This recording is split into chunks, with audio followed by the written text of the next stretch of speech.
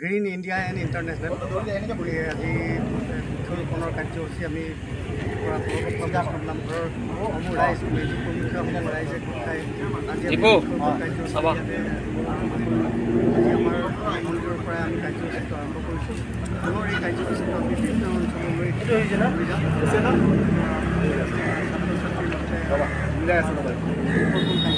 জড়িত সকলো ৰাইজক আমি জড়িতকৰণ কৰিব বিচাৰিছোঁ। গতিকে আমি আশা ৰাখিছোঁ আমাৰ যিটো আমাৰ বিশ্বৰ মানে প্ৰদূষণৰ ব্যৱস্থা হৈ আছে এতিয়ালৈকে, গতিকে বিশ্বৰ প্ৰদূষণৰ ব্যৱস্থাটো যাতে আমি নোহোৱা কৰিব পাৰোঁ, প্ৰদূষণমুক্ত কৰিব পাৰোঁ, তাৰ কাৰণে আমি চেষ্টা চলাইছোঁ। আৰু আমি ক'ব বিচাৰিছোঁ যে এটা গছপুলি হৈছে এটা ল'ৰাৰ 10টা ল'ৰাৰ সমান এটা জীৱন।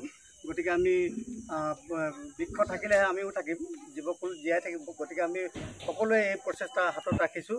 গতিকে আমাৰ মেধিৰ সৈতে আজি বৰবাপ্পা বৈষ্ণৱ নামঘৰৰ সমূহ ৰাইজ একত্ৰিত হৈ বৃক্ষৰোপণ কাৰ্যসূচী ল'লোঁ আৰু সমূহ ৰাইজক বৃক্ষৰোপণৰ জৰিয়তে আমাৰ ভূ প্ৰাকৃতিক যিটো উষ্ণতা, সেই উষ্ণতাটো যাতে সমতা ৰক্ষা কৰি আমি জীৱকুলে আমি জীয়াই থাকিব পাৰোঁ, তাৰ কাৰণে সকলোকে আমি আহ্বান জনাইছোঁ।